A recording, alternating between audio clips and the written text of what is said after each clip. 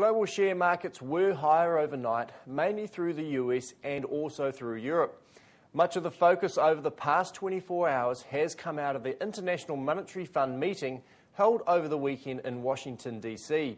Some of the developing world have accused the advanced economies of a currency war. The advanced economies have low interest rates at the moment, making their currencies very weak. The developing world, such as countries like Brazil, are seeing their own currencies much higher, affecting their export economies. They have also seen a lot of capital coming into their economies, which is meaning that they could see an asset bubble down the track. For similar reasons, the New Zealand dollar remains high against the US dollar, and on Tuesday morning we are trading over 75.5 cents against the US.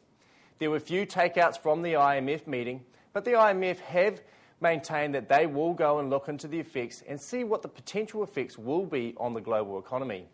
The US housing market remains weak, and now almost 1/4 of all home sales are due to foreclosures from banks. In some of the larger states, such as California, the figures are up around 45%.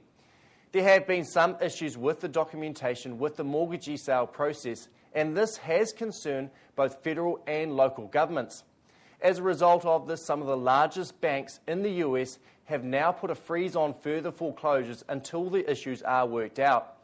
In any event, this is likely to provide a bit of a drain for the US housing market, but also provide further uncertainty for the US economic outlook.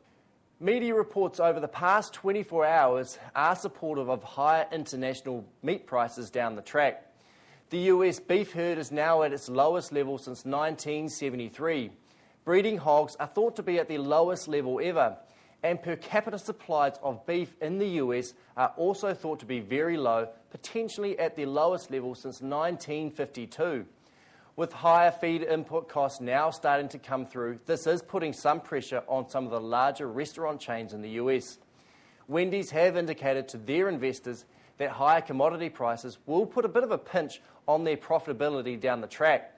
All this should mean higher beef prices back here in New Zealand, although there are some questions on the ability to pass this on due to the high New Zealand dollar.